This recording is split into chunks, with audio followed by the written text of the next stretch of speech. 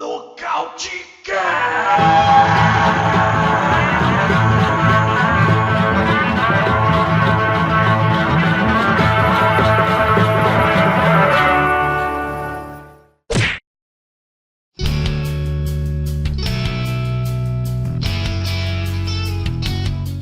Nocautecast 16, 16ª edição do nosso podcast sobre MMA. Hoje a gente tem bastante assunto bacana, tem quase casa cheia, só faltou um picareta aqui entre dos nossos, mas vamos lá, vou começar chamando aqui, já dando boa noite pro meu amigo Mestre Orsano. Fala, Mestre, tudo jóia? Boa noite aí, rapaziada, estamos de volta no Nocautecast, tava com saudade aí da galera, e hoje nós estamos com aquele famoso combate ao pachequismo. Estamos aqui verdadeiramente para combater todo o fanatismo, todo o hype. Estamos aqui. Maravilha, mestre. E em seguida agora eu chamo André G, diretamente de Mariana. Fala aí, André, beleza, meu amigo? Tranquilíssimo, tudo certo. Pronto para comentar um pouquinho sobre o MMA. Vamos lá, mais uma noite. Felizão de estar aí conversando com vocês. Abraço, Orsano. Abraço, Gabriel, Davi. Vamos embora. Boa. E por último, não menos importante, Gabriel Sater. Fala, cowboy, tudo jóia? Meus amigos, boa noite, sempre um prazer estar com vocês, aprendendo. Hoje o Mestre Orsano, o Furacão de Brasília e André G, o galã de Mariana. Um prazer enorme estar com vocês. Maravilha. Então vamos pelo evento passado, que rolou dia 23 agora, na Bridgestone Arena, nos Estados Unidos, Thompson vs Pettis. Foi um evento... de certa forma, não teve grandes lutas, tiveram algumas lutas importantes pra gente ficar de olho, e eu separei aqui duas do card principal pra gente comentar antes e depois pra gente falar da luta principal. E uma delas que eu separei foi Jussier Formiga e Deiveson Figueiredo, né? O Jussier Formiga, que era o número 1 da categoria dos moscas, e o Deiveson Figueiredo, mais conhecido como Deus da Guerra, ele era até então o número 4. Considerando que amanhã, hoje é terça, amanhã já vai atualizar o ranking do UFC, então vão ter algumas mudanças aí. E o Formiga, ele teve uma apresentação, se não foi a melhor, foi uma das melhores apresentações do Formiga na carreira dele. Parece que agora ele conseguiu encaixar o jogo dele, conseguiu mostrar um jogo mais completo agora que ele está numa academia nova. E foi... assim, basicamente ele dominou o Deus da Guerra. Foi uma luta muito boa. André G, você assistiu a luta? Você gostou da performance do Formiga? Ele, como já era o número 1 da categoria faz um tempo, você até comentou lá no nosso grupo do WhatsApp, Formiga faz tanto tempo no desenrolar dessa categoria aí. O que você acha que sobra pra ele agora? Cara, eu gostei bastante da apresentação dele. Mostrou muita evolução no jogo dele em pé. O Daiko, né, o Deus da Guerra, que é um cara conhecido aí por ter mão potente, por ser um cara bom trocador. O Jussier conseguiu trocar com ele ali pau a pau, inclusive levou vantagem em alguns momentos. Gostei muito do que ele apresentou aí. E, poxa, agora ele se consolidou, né, depois de 7 anos no UFC, 7 anos aí batalhando, sempre ali cercando o top 5, ele se consolidou como o número 1 da categoria, o próximo aí na fila do título, mas as coisas parecem que novamente não vão ser assim tão fáceis para o Formiga, que toda vez que parece que ele vai chegar lá, tem alguma situação que afasta ele desse tão sonhado aí, title shot, né?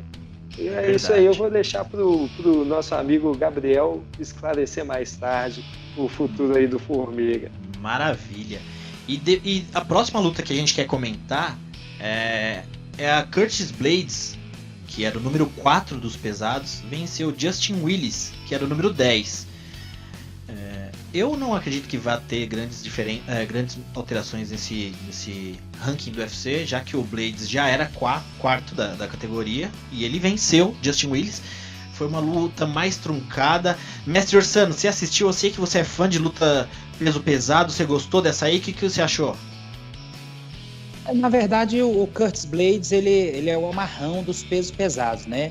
Ele tá aí simplesmente para fazer esse jogo amarrado, aquele jogo de grade, para cansar, quer dar. Então, assim, é um lutador que eu não me enche os olhos. Torço para vê-lo sempre apanhar, sempre também, porque que jogo horroroso esse do Blaydes. Então, essa foi uma luta decepcionante. Categoria dos pesos pesados é a nata do MMA justamente por conta da mão que entra e derruba, mas por conta do lutadores como Curtis Blaydes, jamais será uma categoria bem vista. É verdade. Pesos pesados, se não for Cormier, Miocic, Cigano, Derek Lewis, não, o Ngannou, daí pra baixo, ou a luta é muito rápida com um nocautão, ou passou do segundo round, pode preparar pra curtir uma luta bem morosa, né?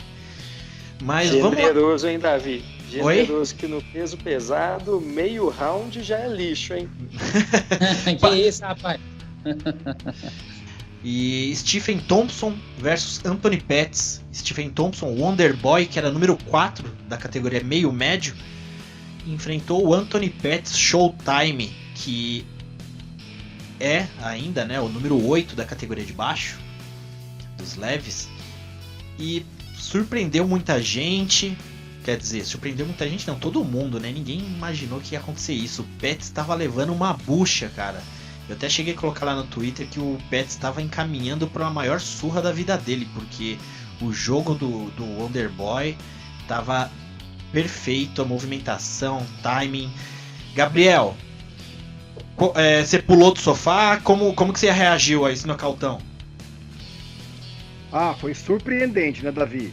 Foi dessa maneira mesmo, de sair gritando aqui no meio da casa, cachorro enlouquecido, né, achando que tinha entrado um ladrão aqui em casa, porque ninguém acreditou. Né, minha esposa achou que tinha acontecido alguma coisa mesmo, porque eu não parava de gritar. Foi incrível. Ninguém acreditava nisso, até porque, parem e pensem comigo. Tyron Woodley teve 50 minutos com o Wonderboy, né, o ex-campeão da categoria, e não conseguiu nocautear. Duas lutas completas, né? Conseguiu. Exatamente, 2 lutas completas para cinturão, né, 25 minutos, 5 rounds, e ele não conseguiu essa proeza. Ele que é um nocauteador, o Tyron Woodley. Ou seja, agora veio o Pettis na categoria de baixo, que estava tomando várias surras lá embaixo. É um lutador que já foi ex-campeão da categoria peso leve, todo mundo sabe disso, super plástico nos golpes, né, imprevisível, mas estava tomando uma surra, né, realmente tudo que o Wonderboy jogava nele, pegava, ele estava caindo de produção também já o Pettis, então foi assim, incrível mesmo, é a prova que o MMA é um dos esportes mais incríveis do mundo, minha gente. Foi impressionante. E você viu lá aquele vídeo do Thompson no hospital, cara? Ele perguntando pro pessoal, né? Tipo, poxa, já são quase 80 lutas na carreira dele, juntando kickboxing, MMA, ele nunca tinha sido nocauteado, foi ser nocauteado justamente por um peso leve, né, cara? Incrível. E o bom humor dele lá no hospital também foi sensacional. O Stephen Thompson é um cara gente boa, parece, né? Ele tem uma personalidade bacana. Mestre Orsano, o Thompson, ele tava com um jogo muito alinhado, né? E o Pettis estava tentando, pelo menos, onde ele conseguia. Eu vi no UFC faz umas lives na semana, eu tava vendo com o pessoal lá. Eles estavam falando que eu não tinha esse número porque eu não olhei no Fight Metrics, mas o Pettis, ele acertou 4 ou 5 golpes na luta inteira, sendo que quando ele nocauteou, ele acertou uns 3. Então, até então, ele tinha acertado 2 golpes no Thompson, isso soco, né? Porque onde o Pettis conseguiu encontrar algum espaço foi naqueles chutes que estavam pegando legal, tava marcando as pernas do Wonderboy, onde a gente tava imaginando que ele tava usando meio que uma estratégia para cortar a movimentação do Wonderboy, né? Ô Messi, eu sei que você gosta do Wonderboy porque ele é muito efetivo, né? Ele nocauteia rápido, é isso mesmo? Não, vamos lá, peraí que a coisa tá meio esquisita aqui. Primeiro que há uma grande inversão de valores aí, Fight Metrics ridículo, tá? Porque eu assisti a luta completa, inclusive assisti no outro dia, simplesmente para entender o que aconteceu. O Pettis não estava encontrando nos socos, Steve Thompson, na cabeça, mas no corpo, no plexo. Não, mas foi o que eu falei. Entraram aqui nas costelas. Não, mas pera, não foi só nas pernas, não. Os chutes que entraram nas costelas marcou as costelas do Wonderboy ali, tanto que o Pettis insistiu nisso e o Wonderboy começou a defender, começou a incomodar ele, né? Não só o chute baixo, o chute no plexo. Então, o Wonderboy nitidamente mais rápido, né? Aquele jogo horroroso de karateca, negócio de ficar dando pulinho, bater e sair, aquela coisa mais ridícula do MMA que existe, entendeu? Ficar vendo aquele cara pulando lá, rapaz, pelo amor de Deus, ali não é carnaval, não tá ali pra dançar, né? Então, é coisa horrorosa, não vai pro infight, ele é um dos strikers frouxos, né? Strike bundão, que o cara pode dar mais, mas fica ali naquele joguinho ali, né? No erro do adversário, eu vou lá e acerto. Não. Então, acredito eu que o Pettis começou a ganhar a luta, quando ele começou a minar o plexo do Wonderboy, porque ele viu que o jogo já não dá para partir para defensiva, ele começou a ir para cima do Pettis, né? Começou inclusive a acertar mais. Só que aí, Pettis não é novidade para ninguém, que eles costumam tirar sempre um golpe da cartola. Foi assim contra o Benson Henderson na luta do WSC, onde ele foi eternizado com o Matrix Kick, né? Então, foi assim também com o Benson Henderson, quando ele foi se tornar o campeão na categoria já dos leves do UFC, quando ele tirou uma finalização da cartola. Então, assim, Pettis ele não é nenhuma novidade para ninguém. Agora, essa questão do Fight Metrics aí, de que ele acertou dois socos, é muito tendencioso. Se você pegar os números, eu posso manipular os números da forma que me seja favorável. Então, há uma supervalorização ao Wonderboy, tá? Aquele jogo é um dos mais técnicos, se não o striker mais técnico do UFC hoje, do MMA, juntamente com o Edson Barbosa, mas são strikers frouxos. Strike não tem, eles não têm coragem de cair para dentro a lá Vanderlei Silva. Então, pagou, foi bonito, pagou pela sua frouxidão e temos um resultado surpreendente. Maravilha. O Wonderboy é um cara...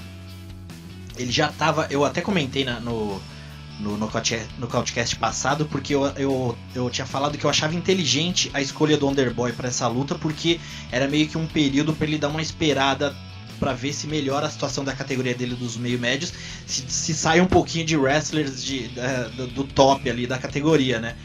Mas agora a situação dele ficou mais complicado, né, André? Ele vai ter que tentar se reinventar. O que você acredita do Wonderboy daqui pra frente? Pois é, cara, complicou demais a situação para ele. Agora são 2 derrotas, né, seguidas. Nas últimas 5 lutas ele só tem uma vitória. E ele já não é um cara muito jovem, né? Já tá aí com seus 36 anos, muito tempo de carreira, já são mais de 20 anos aí nas artes marciais. E complica bastante, ele volta muito atrás aí no ranking, precisa de pelo menos 3 a 4 vitórias para poder chegar lá no topo novamente. Não dá para descartar, né? Um cara que tem uma habilidade muito grande, provavelmente o melhor striker da categoria, talvez até do UFC. O cara é muito, muito bom mesmo. Muito técnico. Mas, tecnicamente ele é muito bom. Mas agora, com essa sequência de derrotas aí, e o primeiro nocaute na carreira, ele precisa de algum teste num nível muito mais baixo para ele poder voltar a pegar confiança e criar, né, novamente aí uma boa corrida para o cinturão. E uma coisa que eu achei curioso é que mesmo nessas últimas 5 aí, ele só tendo vencido uma, ele está vindo de uma sequência não tão legal. Ele é o segundo cara com mais nocautes na história do UFC desde 2012. Achei essa informação aí bem, bem curiosa. São 5 nocautes para ele desde 2012. Acho que quem bate ele é somente o Marreta mesmo. E Gabriel, eu sei que você vai falar do futuro do Pettis na sua coluna dos casamentos, mas aproveitando que a gente falou bastante no episódio passado sobre uma possível categoria entre os leves e o meio médio. E essa vitória do Pettis acende mais uma luz, né, para essa categoria mais uma possibilidade de ver que realmente ainda tem lutadores de alto nível que tem dificuldade de bater peso na de baixo e pegar caras grandes na de cima, mas ainda tem a qualidade técnica de ter uma categoria nova, né? Só pra gente dar uma finalizada nesse assunto da possível categoria 165 libras. É um assunto que a gente comentou bastante no episódio passado. Eu sou a favor dessa categoria super leve, né? A prova disso também agora é essa questão que tem vários lutadores subindo para pesos diferentes, né? O caso do Marreta, que subiu no meio pesado, o Anthony Smith também, que subiu em 3 lutas, já disputou o título com o John Jones, o próprio Luke Rockhold subiu para meio pesado, né? Vendo entrevistas da galera por aí, eles não estão muito mais animados em cortar tanto peso, ficar tão desidratado e tão, né, com a cabeça tão fraca para receber golpes, né? O próprio Dillashaw mesmo foi tentar na categoria de baixo contra o Henry Cejudo e aconteceu o que aconteceu. Então, assim, é uma situação muito delicada, muita gente é a favor, algumas são contra também, né? Mas eu acredito que agora, mais do que nunca, vai diminuir essa margem de corte de peso. Os lutadores vão começar a lutar, né, com mais saúde, mais hidratação. Mas aí que tá.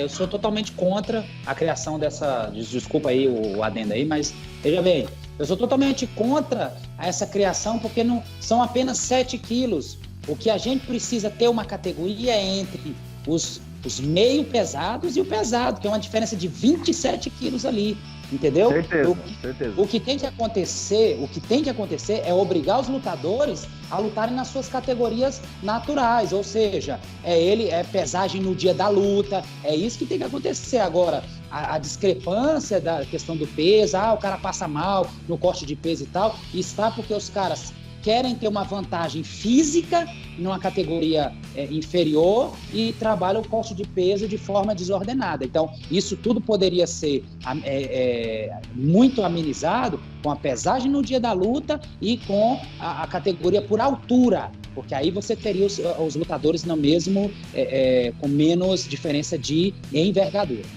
São 2 pontos aí, Sandro, nessa sua fala aí, cara, que eu gostaria de colocar, que é o seguinte: esses 7 quilos, quando você coloca 7 quilos numa balança livre, isso parece ser muito pouco, mas para uma pessoa de 77 quilos, isso é 10% do peso corporal dela.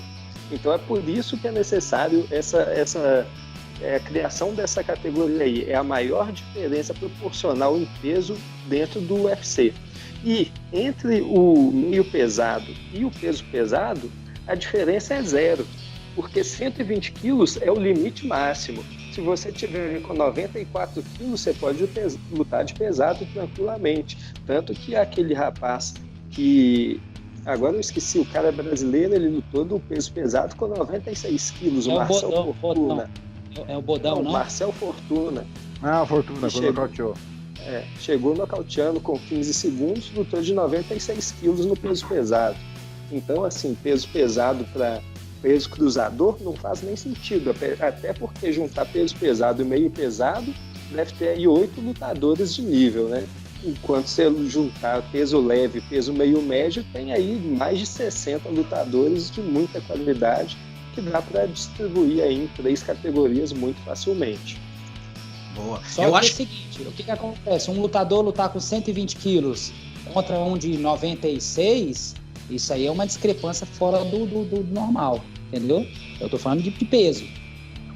Mas ali foi a opção do cara. Ele pode lutar assim a partir de 94, porque é 94, 93 a categoria de baixo. Então assim, ele tem um limite ali até 120 quilos. Mas eu acho, Orsano, também que assim, eu concordo assim, de certa forma com você, porque eu acredito que tem que diminuir as diferenças entre categorias. Porque quando você tem muita diferença de peso, como o do leve pro meio médio, ou meio pesado pro pesado, é assim. Mas eu acho que a mais urgente seria essa, por quê? Porque assim, você vê o caso do Pettis.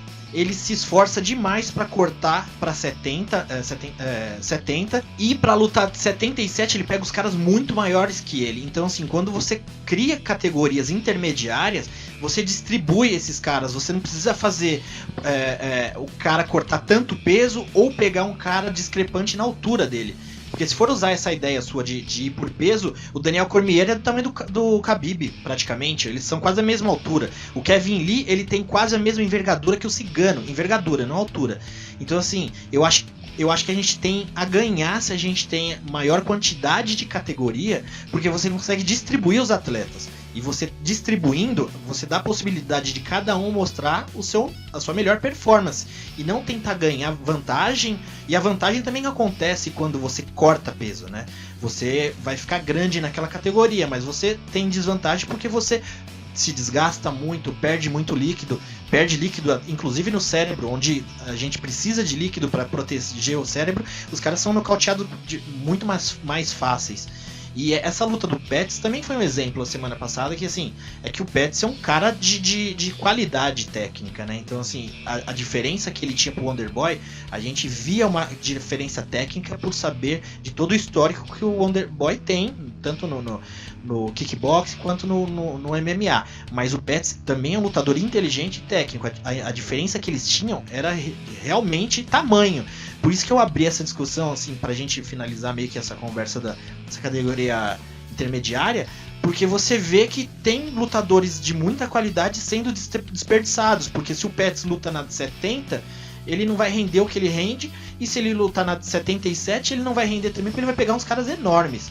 Então eu acho que quando você abre categorias intermediárias, eu acho que você distribui as pessoas dando possibilidade.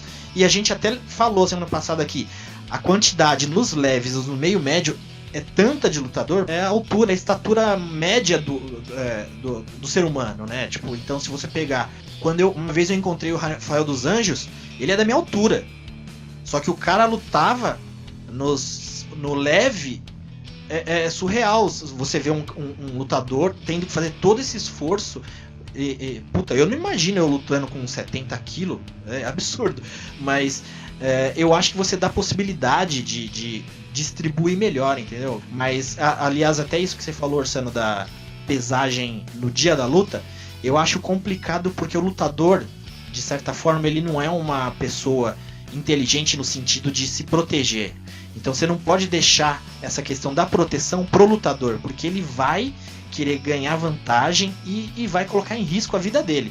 Então se ele precisar pesar no dia da luta, ele vai falar, cara, eu vou perder o máximo que eu conseguir para eu ter vantagem, e ele vai colocar em risco a própria vida, sabe? Mas peraí, ele não tem um staff, o Davi? Não, peraí, não. E outra, aí a gente forçaria os lutadores a lutarem em sua categoria natural. Mas você vai colocar isso na responsabilidade dele. Staff pra isso. Como? Mesmo tendo staff, os caras são loucos. Você vê o que o TJ fez pra disputar um cinturão, ele foi até o limite. É que ele ainda tinha um dia pra reidratar. Você acha que ele você acha que ele deixaria de fazer isso se fosse pra pesar na hora da luta? É claro que a gente vai pensar que é um absurdo, mas eu não duvido que o cara vai querer passar isso pra... Então, vai diminuir, né? Vai diminuir a frequência. O que eu digo é o seguinte, essas questões aí, se o staff liberar, aí não não foi culpa do evento que não protegeu o lutador, é a escolha dele. Mas o problema é você arrumar a culpa depois que um cara morre, cara. O cara desidratou, ele tá sem água no corpo, sem água no cérebro. Você vai pôr ele pra lutar, aí depois vai falar, bom, a culpa é da equipe que não viu isso. Se você tivesse um evento, Orsano, você não ia colocar a segurança do seu evento na mão de um lutador. Mas você tem outros caminhos, você pode muito bem fazer um acompanhamento de peso progressivo com o camarada. Você só pode perder tantos quilos, fazer um estudo, uma análise de isso biologicamente falando, aí não é minha praia, mas saber, se o camarada descer tantos quilos durante um período curto de espaço, ele não tem condições de estar seguindo no evento ou lutando, entendeu? É uma coisa... Mas isso já acontece hoje em dia. O quê? Tem no One, não é, André? Isso aí acontece. No próprio UFC, o médico acompanha o corte de peso, depende. Por isso que a gente vê tanta luta caindo hoje em dia. Sim, na semana da luta ali, né? Você vai... Isso. O médico que diz se o corpo do cara aguenta ou não continuar naquele corte de peso. Isso levando em conta já a reidratação e tudo mais. Né? Mas, assim, para ser no próprio dia, não sei, acho que no modelo do UFC, acho que até seria mais interessante, né? Que aí já é um modelo que eles subiram os pesos de todas as categorias, ou se você luta de leve, você vai bater 77 quilos, mas aí já é no dia, com esse tipo de acompanhamento e tudo mais. Acho que aí seria bem interessante. Eu, pelo menos, gosto muito desse modelo do UFC. Alguém quer adicionar mais alguma coisa? Olha, eu concordo e discordo com todos, hein? Ó o mureta, ó o político. Ó o Murita. É só pra né, a polêmica no meio.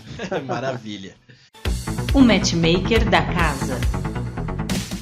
Olá, meus amigos do Nocautecast, aqui é o Gabriel Sater, com a difícil missão de casar a próxima luta do Anthony Showtime Pettis, que acabou de nocautear ninguém menos que Stephen Wonderboy Thompson, né? Pettis acabou de subir para a categoria 77 quilos, já pegou de cara o Stephen Thompson, que era o número 3 no ranking, e agora, né, com esse nocaute incrível, o primeiro nocaute, né, a primeira pessoa que nocauteou o Stephen Wonderboy Thompson.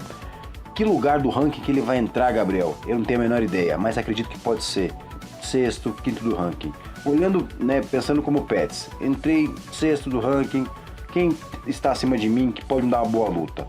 O Jorge Masvidal acabou de nocautear o Darren Till, né, no UFC Londres, e está num momento muito bom, os dois vieram de nocaute, né, nocautearam seus adversários, seria uma luta muito interessante, trocação insana, muito rápidos, né, eu queria ver essa luta sim. É claro que tem o Rafael dos Anjos, né, olhando pra cima no ranking, mas lembrando que o Rafael dos Anjos tem luta marcada contra o Kevin Lee. Eles já se trocaram farpas, né, o Pettis depois da vitória, o próprio Rafael dos Anjos falou que vai tomar conta primeiro, né, de vencer o Kevin Lee e em seguida quer pegar o Pettis sim, né. Mas uma outra luta interessantíssima para o Pettis, que falou que quer lutar também na categoria leve ainda, é pegar uma super luta com o José Aldo, que vai lutar dia 11 de maio, né, contra o Volkanovski, na categoria peso-pena, mas após essa luta, se o Aldo não se machucar, estiver animado como ele já está para lutar com o Pettis, seria um lutão na categoria peso leve, que é uma categoria que o José Aldo quer lutar há muito tempo, enfim, né, seria uma luta que todo mundo pararia e pagaria para ver. Então são minhas duas escolhas. O próximo atleta que eu quero casar a luta é do Curtis Razor Blades, atleta peso pesado, número 4 do ranking, que bateu o Justin Willis, número 10 do ranking. Como ele bateu um atleta que está muito abaixo dele no ranking, não vai ter uma diferença muito grande, né, no ranking quando atualizar essa semana. Com isso, quem que eu casaria por Curtis Blades nessa categoria peso pesado que está meio parada? Porque o campeão está lesionado, né, Daniel Cormier está se recuperando de lesão e também esperando de fato a volta do Brock Lesnar. Será que ele realmente vai voltar? Enfim, Daniel Cormier espera que sim, que está numa idade de 40 anos agora, que ele quer realmente algumas poucas e boas lutas que vão render para ele um retorno interessante. Com isso, o que sobra para o nosso Curtis Blades que vai fazer sentido para ele, né, agora, para ele andar e crescer no ranking? Tem, claro, o Júnior Cigano acima dele, que faria sentido, claro, nunca lutaram, é uma luta ruim pro Cigano, porque é um jogo que o Curtis Blades faz, é um jogo parecido com o do Caim Velasquez, de abafa, de wrestling, que vai minando o atleta que vem do striking. Então eu, né, não aconselharia o Cigano pegar o Curtis Blades agora, e sim, né, o Curtis Blades pegar o Stipe Miocic, que eu tinha cantado essa bola lá atrás. Por quê? Eles nunca lutaram, o Stipe Miocic tá parado, tem que voltar também a lutar, já lutou com o Ngannou, que tá abaixo dele, o Miocic, certo? E com o Cigano também, então são duas lutas que não faz sentido pro Miocic. Daniel Cormier tá esperando uma luta diferente, que é com o Brock Lesnar, né, não o Stipe Miocic. E acredito muito também, em parte do UFC, eles querem fazer uma luta diferente pro Daniel Cormier. Até quem sabe o Ngannou, que nunca lutou e bateu o Caim Velasquez, que é parceiro do Daniel Cormier. Eu vejo Curtis Blades com Stipe Miocic a melhor maneira para ele subir no ranking e se dar bem na categoria. A próxima luta que eu vou casar é pro Jussier Formiga, que ganhou no último final de semana do Davidson, Deus da Guerra, e continuou como primeiro do ranking peso mosca. O problema para ele agora é o timing. Por quê? O campeão Henry Cejudo vai disputar o título do peso galo contra Marlon Moraes, já que TJ Dillashaw foi pego no exame antidoping pela usada, está fora do ranking por agora até provar sua inocência, enfim, ou cumprir sua pena de culpado. Nesse momento, o Jussier Formiga poderia disputar o título com o Henry Cejudo por ser o desafiante número 1, mas Dana White já falou que vai ter Jussier Formiga contra Joseph Benavidez. Então é o casamento que vai ser feito mesmo, quer ele queira ou não. E muito provavelmente quem ganhar dessa luta vai pegar o Henry Cejudo na próxima luta. Notícias do MMA. E rapaziada, como a gente não teve a coluna do Léo Paz, nosso jornalista em formação aqui do Nocautecast, Eu separei alguns pontos aqui que a gente pode dar uma discutida rapidinho. As notícias que eu separei aqui foi uma... Até que o André G, você quer falar aquela que você colocou hoje no Instagram do Nocautecast? Poxa, sobre o Caim Velasquez, né, cara, que foi, pra mim, ele foi uma coisa muito surpreendente, ele anunciando aí que vai fazer sua estreia no Pro Wrestling, né, na Lucha Libre, lá no México, evento lá na cidade do México, dia 3 de agosto. Eu, pelo menos, fiquei bem surpreso com essa daí. Ele ainda disse que tem mais 2 ou 3 lutas no UFC, mostrando que nem ele mesmo sabe a quantas andas no seu contrato. Que coisa estranha. E uma outra notícia que a gente teve foi com relação ao José Aldo, né? Que ele tem a luta marcada pro UFC Rio aqui, dia 11, né, de maio, é isso? Alguém lembra? Acho que é 11 de maio, aqui no UFC Rio. Isso. E ele teve um problema de saúde a semana passada, onde ele foi internado com uma infecção. Ele foi internado na quarta-feira, dia 20. E parece que ontem ele já teve alta do hospital. Não, ele teve alta semana passada, se não me engano, mas hoje foi liberado que vai continuar a luta. Ele tá bem para dar continuidade. Então a luta, o risco que tinha, assim, o Aldo na própria quinta-feira ele já não tinha mais risco, ele já estava sem febre, já estava sem perigo nenhum. Mas até então, o que foi declarado ontem é que a luta vai dar continuidade, não tem risco da luta cair. Porque se tivesse caído, esse UFC Rio ia ter uma grande perda, ia ser bem complicado pro card. Outra coisa que eu quero levantar aqui foi sobre uma declaração do Dana White. Você viu, Gabriel, essa sobre o Cerrudo e o Marlon Moraes? Sim, após o último UFC Fight Night no sábado, ele colocou que ele agora já tem os planos praticamente definidos. Henry Cerrudo subiria para a categoria dos galos para enfrentar o desafiante número 1 da categoria, que é o Marlon Moraes, brasileiro, né? E também quer casar no mesmo evento o embate entre 2 lutadores do peso mosca. No caso, é o Formiga que ganhou naquele sábado, né? Contra o José Benavides. Benavides. Maravilha. Então, Gabriel. Assim, 2 lutões. Parece que é em junho ainda, vi. Parece que é Chicago, junho, dia 8 de junho. Ó. Tudo leva a crer. Gabriel, pelo que a gente conhece o Dana, ele é um cara de palavras e tudo que ele fala vira regra. Você aposta a sua casa, né, o Gabriel, que vai ter essa luta? Olha, quando se trata de Dana White, infelizmente, né, já aconteceu várias situações que que a confiança em relação a ele ficou abalada. Então, nesse caso, eu estou torcendo pelo Marlon mesmo, que vai ser um lutão, uma super luta, né? Também bom pro Cerrudo também, que tem a chance de faturar mais um cinturão e não perder o cinturão dele, né, da categoria peso mosca. Então, assim, tô torcendo muito pelo Marlon, espero que ele realmente, né, eu gosto do Cerrudo, é difícil pra mim, mas torcendo pelo brasileiro sempre. Pois é. Vamos parar com esse pachequismo aí, velho. Que conversa é essa? Conversa é essa, rapaz? Conversa mais ali, hora que eu tô jogando aqui pro seu Orsano falar isso. Essa piada, rapaz. Entendeu? Eu também tô torcendo pelo Marlon, mas eu não tô torcendo pelo brasileiro Marlon. Tô torcendo para o lutador Marlon Moraes acabar com aquele tampinha lá também, que não é essas coisas todas, entendeu? Então, vamos parar com esse pachequismo aí, rapaz. Que conversa é essa? Ô, Orsano, me fala uma coisa. Você achou mesmo que o Cerrudo nocauteou o TJ? TJ falou que não foi nocauteado, hein? Só abrindo essa lebre aqui, Davi. Namorou. Ali é o seguinte, cara. Ali o TJ foi quase a nocaute, sim. Porém, o árbitro parou muito precocemente. Era para ter deixado rolar mais um pouco, por se tratar de uma luta de cinturão. Não que isso fosse mudar o resultado da luta. Rapidinho, né? Falar isso. Rapidinho, como sempre, né? Sempre envolvido nas polêmicas, né? Eu vi até uma foto. Sabe quando?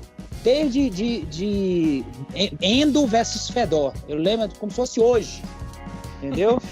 As polêmicas danadas. Eu vi uma foto do Wonderboy no momento que ele foi nocauteado, assim, pelo Pets. Aí a mão dele tá pra cima, aí colocaram um dedo, assim, e o Herbidinho tá atrás, aí falando que o Wonderboy tava fazendo com o dedo positivo, que não era pra parar a luta daquele nocaute que ele levou pro Pets. E o Pets ainda foi maldoso ali, ele deu uma porrada ali no Wonderboy sem precisar. Modo Dan Henderson. Isso, contra Mike Bisping. E, ô mestre, ontem, acho que foi ontem de madrugada, do domingo pra segunda, se eu não me engano, puxando já um outro assunto que aconteceu, Conor McGregor foi no Twitter e colocou lá que ele estava se aposentando do MMA. Vou até ler o tweet dele aqui, a versão em português, que ele fala: caras, rápido anúncio aqui, eu decidi me aposentar do esporte, que já foi conhecido como artes marciais mistas. Desejo tudo de bom daqui pra frente na competição e aos meus ex-colegas. Vou agora me juntar aos meus sócios nesse empreendimento na aposentadoria, que eu acredito que ele fala da marca do whisky dele que vende. Aí ele mandou lá o Pina Colada por minha conta. As Pina Coladas é uma bebida, né? Eu não tô ligado o que é. É bebida. Né? E, mestre, depois, hoje, algumas horas depois, saiu no New York Times uma notícia onde o Conor McGregor estava sendo investigado por um crime, eles chamam um crime sexual, né? Tipo uma agressão ou um abuso sexual, algum tipo nesse sentido, na Irlanda. Ele estava sendo investigado e eles falaram que esse acontecido foi em dezembro, onde a pessoa que denunciou o McGregor, né, que na verdade saiu já em dezembro umas notícias na imprensa irlandesa, que parece que lá na Irlanda eles não podem, enquanto não foi investigado e já tem suspeito, alguma coisa assim, eles não podem falar nome das pessoas, mesmo que seja só ainda uma denúncia. Então a imprensa irlandesa estava falando só como um atleta famoso, né? Então todo mundo ficava imaginando que era o McGregor, mas hoje no New York Times saiu a notícia que de fato a polícia irlandesa está investigando o McGregor. Ô mestre, você achou migué essa aposentadoria do McGregor? O que você acha dessas duas relações aí que agora tá começando a aparecer essa investigação? O que você diz sobre isso? Na verdade, essa questão do McGregor aí, nitidamente, eu nem penso que tem a ver com essas acusações aí. Lá na Irlanda a coisa é séria, né? Eles não é igual aqui no Brasil. Os criminosos que lá vão ter, lá a coisa é séria. Porém, eu não acredito. Agora a gente tem um presidente aí que vai resolver. Com certeza, com certeza. E vai o lá. da justiça também, fora de série. Mas segue. Não vou falar de política, não segue. Mas vamos lá. E o Conor, ele tá buscando ganhar mais. Tá um monte de lutador querendo lutar com ele. Agora o Tyron Woodley resolveu lutar com ele, né? Depois que perdeu o seu cinturão. Anthony Pettis já ventilou aí, quer também fazer uma luta com ele. Teve mais um que estava doido para lutar com o Conor aí também. Eu não me recordo agora. Enfim, agora todo mundo quer lutar com ele. Então, com isso, ele está querendo fazer dinheiro, entendeu? Ele, nitidamente, eu não acredito que ele queira uma revanche contra o Khabib, né? Foi atropelado. Então, a função dele é ganhar dinheiro. Ele sabe fazer dinheiro. Sobre essas acusações, o que esperar de um marginal, né? A marginalidade dele não tem fim. Então, não adianta a gente querer achar que o cara vai ter uma conduta decente. Não.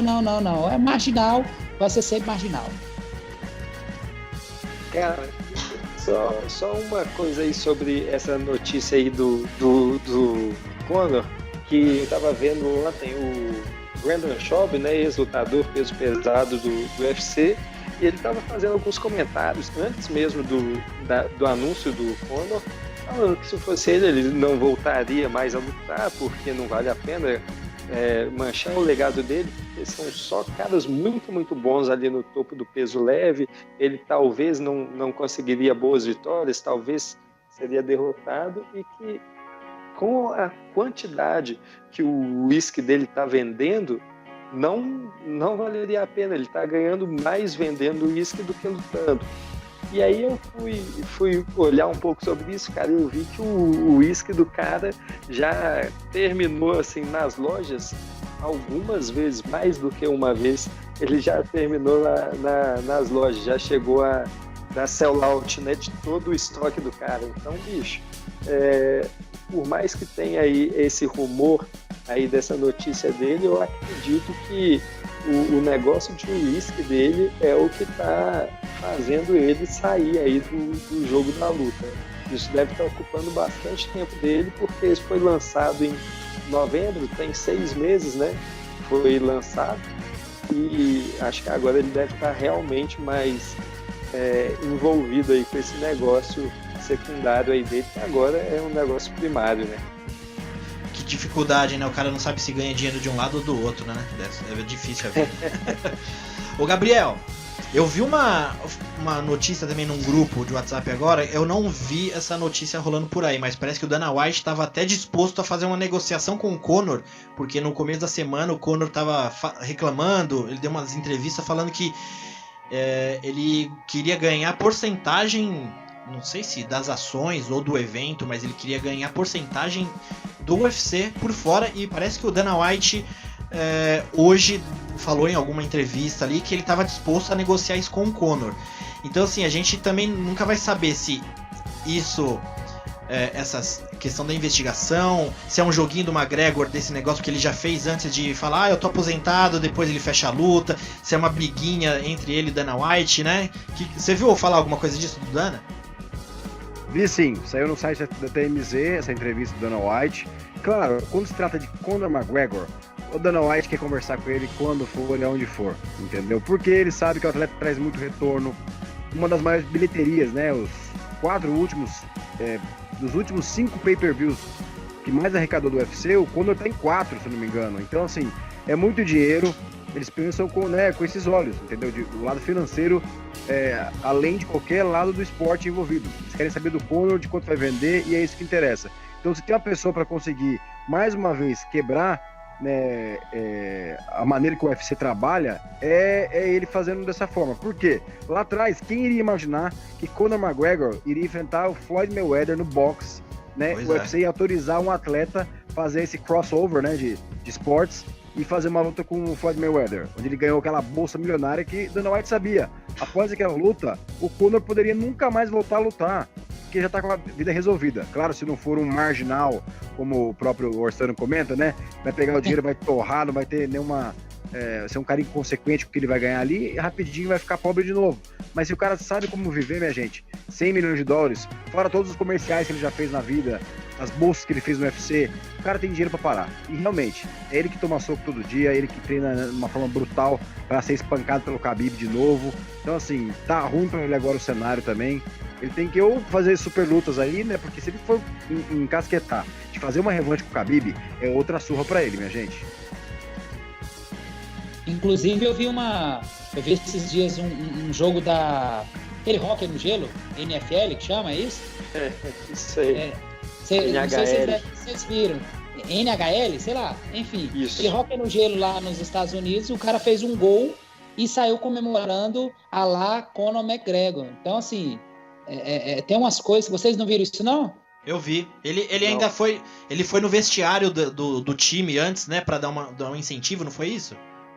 Exatamente. Aí o cara fez o gol lá no hóquei no gelo e saiu andando igual o McGregor lá. Eu achei que ele falou, rapaz, o cara tá tendo essa influência toda, daqui a pouco nós vamos estar vendo Conor McGregor versus Michael Phelps na natação, Conor McGregor versus, versus o Bolt no atletismo, né? É isso, é complicado, minha gente. O cara é um monstro. O André falou tudo também, né? Ele tá fazendo milhões aí, né, com essa nova empresa dele de whisky. Tá em todos os canais, né? Sendo vendas esgotados pelo país afora, pelo mundo afora. Meu, é muito dinheiro. Essa indústria é muito... que rende muito dinheiro, não tem jeito.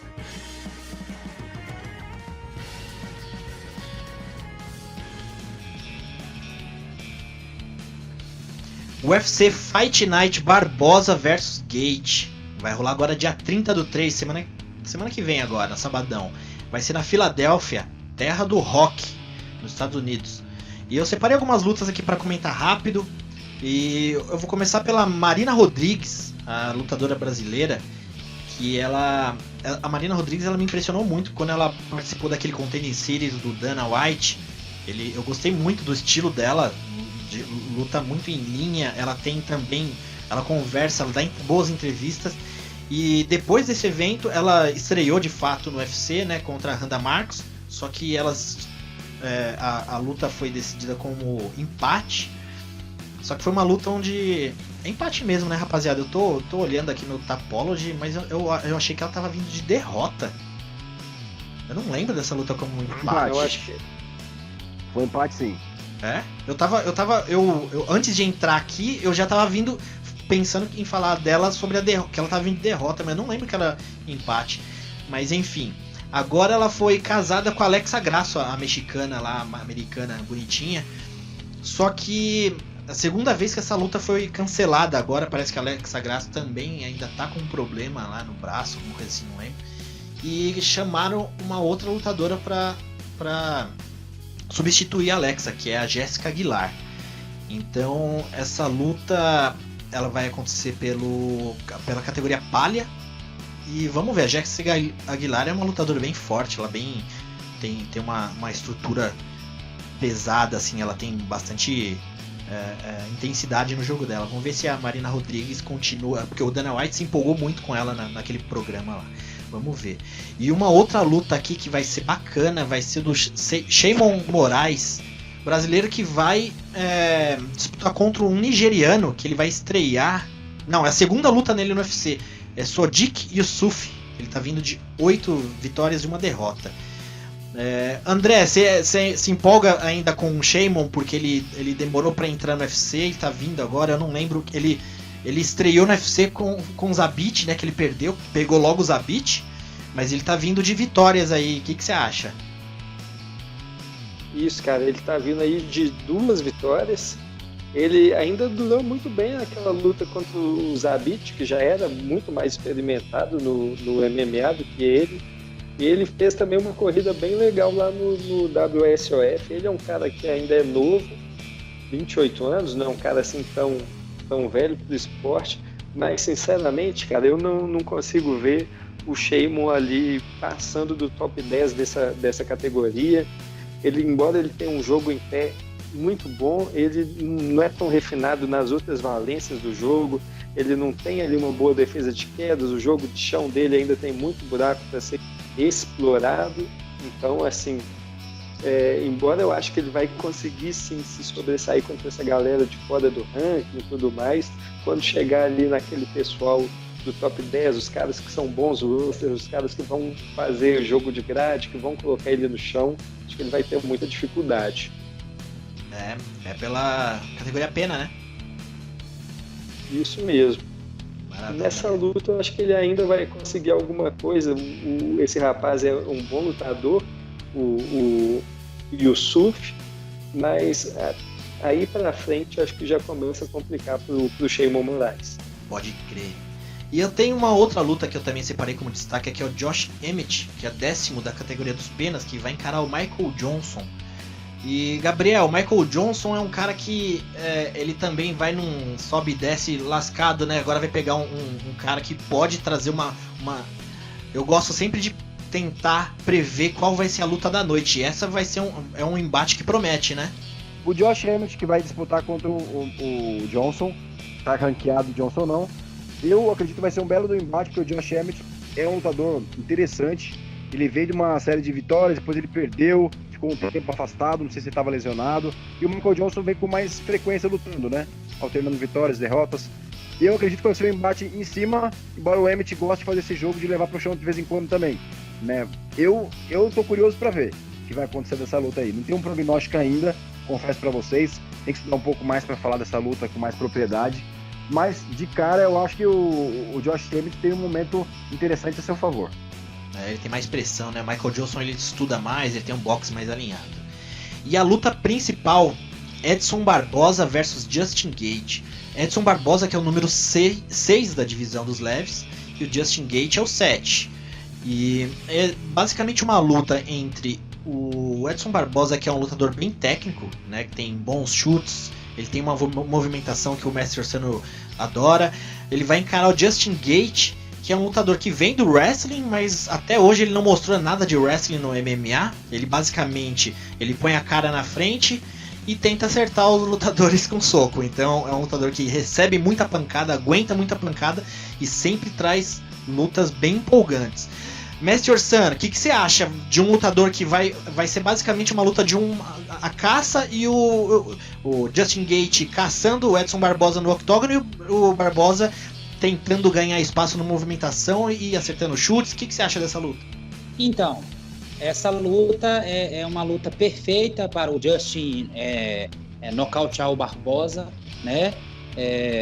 Barboza, ele é aquele lutador que não tem um plano B, ele precisa simplesmente que o lutador fique na distância para ele acertar seus chutes, seus golpes rodados. Não tem um bom boxe, o jogo de mão do Edson Barboza é horroroso, né? Não sabe lidar com a pressão. Quando ele está sendo pressionado pelo adversário, ele entrega a paçoca. Então Justin, ele é o lutador perfeito para ir lá e explorar exatamente as deficiências do Edson, né? A não ser que Edson não tire um coelho da cartola, como ele fez com o Dariush, né? Ali o Dariush estava quebrando o Edson no seu psicológico, no jogo de pressão, e aí ele foi lá e conseguiu tirar uma joelhada ali da cartola e nocautear o Dariush. Fora isso, vai ser um massacre por parte do Justin. Verdade. O brasileiro Edson Barboza, quando ele pega lutadores que dão preferência à trocação, ele tem uma performance muito boa, mas quando ele tem algum lutador que tem o wrestling ou até o jiu-jitsu como uma opção ali no octógono, ele tem certa dificuldade. No entanto, que ele tem derrota aqui pro Tony Ferguson, tem um jiu-jitsu bem, o pessoal costuma falar que é meio estranho, assim, é bem característico dele. Depois ele perdeu pro Khabib Nurmagomedov e um filhote... Não, pera lá, rapaz. Ele foi atropelado. Foi um massacre aquilo ali, entendeu? Depois ele pegou um meio que um rascunho do Khabib, que é o Kevin Lee também, né, mestre? E perdeu pro Kevin Lee. Se você pegar o perfil dessas derrotas que ele tem, ele vai pegar agora o Justin Gaethje, que, como eu falei, ele tem... Eu acho que ele tem algumas... Não sei se ele foi da NCAA, ele foi campeão, alguma coisa assim, mas ele tem o wrestling como uma das maiores competências dele, não carro-chefe, porque ele nunca usou tanto assim, né, no UFC. É seu background. E eu ia comentar isso com o André, né, André? Você acha que é uma possibilidade do Justin Gaethje? Porque eu vi uma entrevista do Justin Gaethje falando que ele vai nocautear o Edson Barboza. Parece que ele não vai mudar muito o jogo dele, né? Não, cara, ele que foi ao América, inclusive, no colegial, né, na universidade, ele foi ao América, tem um wrestling de muito bom nível, mas desde ali do WSOF ele se recusa a usar o wrestling porque ele é um cara que gosta disso, ele é um cara que emula o espírito do mestre Orsano quando tá ali. Ele só quer saber de dar porrada na cara, receber porrada na cara, é sangue, a porcaria toda. E eu acho que ele entra para matar ou morrer, e nessa daí não sei não, cara. Edson Barboza é um cara muito bruto para ficar caindo em tiroteio assim facilmente e ser estirado no chão pro Justin Gaethje. Eu vejo o brasileiro aí com uma leve vantagem aí para essa luta. Também como... Mas pera lá, um camarada que caiu para um jab do Cerrone, né, e que sucumbiu ao Ferguson, não sei não é bem por aí não, hein? Mas se você pegar as derrotas dele... Ferguson, as derrotas dele, Ferguson, Kevin Lee e Khabib, não são qualquer um também, né? É que eu acho que o Barboza, ele tem Você tá esquecendo de citar o Cerrone aí, foi num jab. Não, mas Jabzinho o Cerrone... derrubou ele. Sim, o Isso Cerrone... aí é aquela luta fora da curva. O Tony Ferguson mesmo apanhou dele 2 rounds e depois conseguiu aí num momento ali de brilhantismo tirar aquela finalização, mas o Tony Ferguson estava sendo atropelado pelo Edson Barbosa. Se você for colocar assim as coisas na ponta do lápis, o Tony Ferguson, o cara que deu couro nele na carreira dele até agora foi o Edson Barbosa. Então, o Lando Vanata também. O Lando Vanata também. Boa lembrança. O Sano tem umas memórias, hein? Vamos falar, hein? Esse aí tem.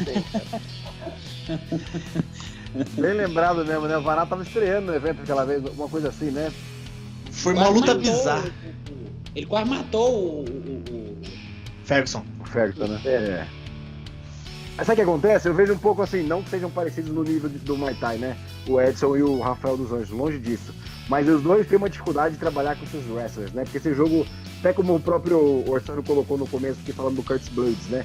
É um jogo do carrapato, né? O cara não deixa você respirar, fica em cima, fica abafando, cansa o braço.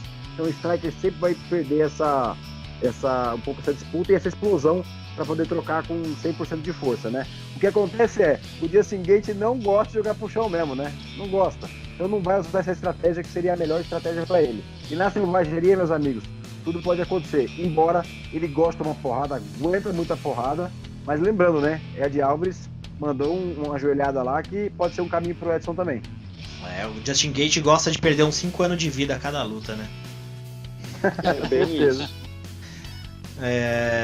Secamos um pouco. Você viu aquela informação, Davi? Só para levantar uma leve para vocês aqui. Eu vi uma entrevista do Jacaré pro Ariel Helwani, vi só um clipezinho disso aí. Ele falou se ele ganhar do Romero dia 27 de abril e não disputar o cinturão, o UFC não colocar o Nana para disputar o cinturão, né, como próxima luta depois do Romero, ele vai aposentar. Jogou essa aí no Ariel Helwani, o Jacaré. Ah, mas é sacanagem também. Se ele ganhar do Romero e não conseguir o title shot, ele já tinha que ter ganho o title shot desde aquela época do Bisping lá, né? Só que depois aconteceu tanta coisa que ele perdeu a oportunidade. Eu acho que... É que o Jacaré, eu acho que ele... Eu sei que ele tá tentando administrar carreira, mas ele fica muito tempo sem lutar, assim. Eu acho que ele perde o timing. Ele fica esperando o negócio cair no colo dele. Não cair no colo dele, porque ele tem várias vitórias que colocam ele com créditos a ter um title shot. Mas, assim... A categoria, ela andou tendo uns sobe e desces, assim, aí se machucava um, machucava outro, aí caía a luta, e o Jacaré, ele não se coloca tanto à disposição, assim, para tentar resolver problemas da categoria, então acho que ele meio que perdeu o timing, né, da coisa, assim, por isso que o Adesanya conseguiu um title shot até na frente dele, né.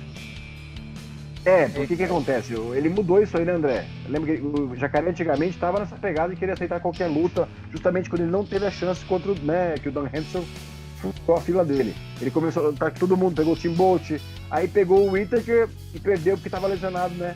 Uma ruptura facial do músculo do peitoral, enfim. Né? E depois ele começou... O Jacaré pra luta com o Robert Whittaker, falou que estava com uma lesão facial. Por isso que ele perdeu, Orsano.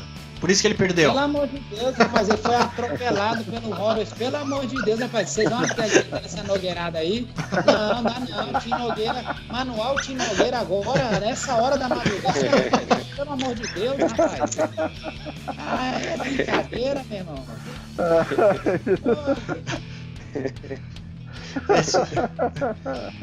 É isso aí, rapaziada. Não vamos... Não, a madrugada já vi com o manual Tim Nogueira aí. Hoje tá demais. É um pachequismo. É cada coisa.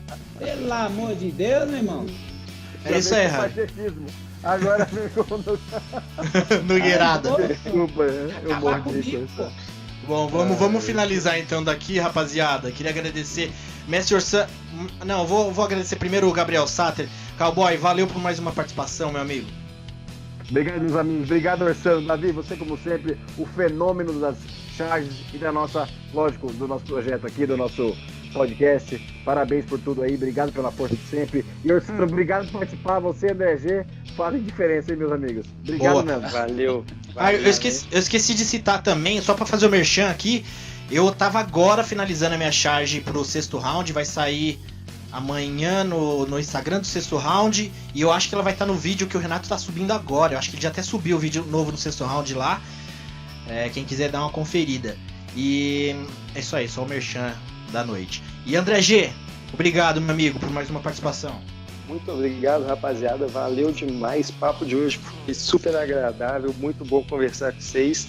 E antes de despedir, eu só quero deixar aqui também, eu vou falar disso daqui a pouco, mas quero deixar para vocês também, cara, o convite aí para assistir o One UFC desse final de semana, porque vai ser fenomenal, cara. Vai ter Ed Alvarez, vai ter Demetrius Johnson, vai ter Shin Aoki, vai ter Andy Sauer no kickboxing.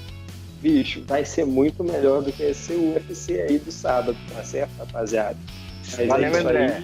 Abraço. Boa. E vai ter Angela Lee. Vamos ver a Angela Lee. Merece. Valeu, André. E Mestre Orsano, muito obrigado. Eu deixei você por último, porque agora eu vou colocar aqui a sua coluna do hate ou hype para ver os seus. O que você tem a dizer do próximo evento. Boa noite, meu amigo, e obrigado pela participação. Valeu, um abração a todos aí. E também na área, sempre que possível, também combatendo o fanatismo, pachequismo e o ufanismo. E tenho dito.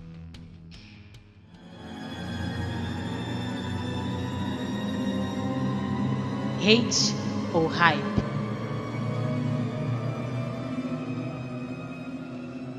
Fala, rapaziada do Nocautecast, aqui é Mestre Orsano e eu gostaria muito de falar sobre esse card do evento que está se aproximando aí. É um card horroroso, lutas horrorosas. A única luta que eu vou perder meu tempo assistindo é a luta de Edson Barbosa versus Just Gaeth.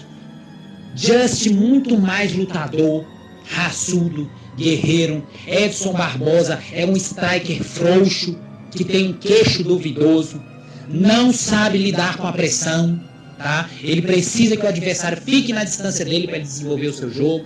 Então, dentro da normalidade, Just deve nocautear o Barbosa, tá? Então é isso. Justin sairá vencedor dessa luta. E tem um dito.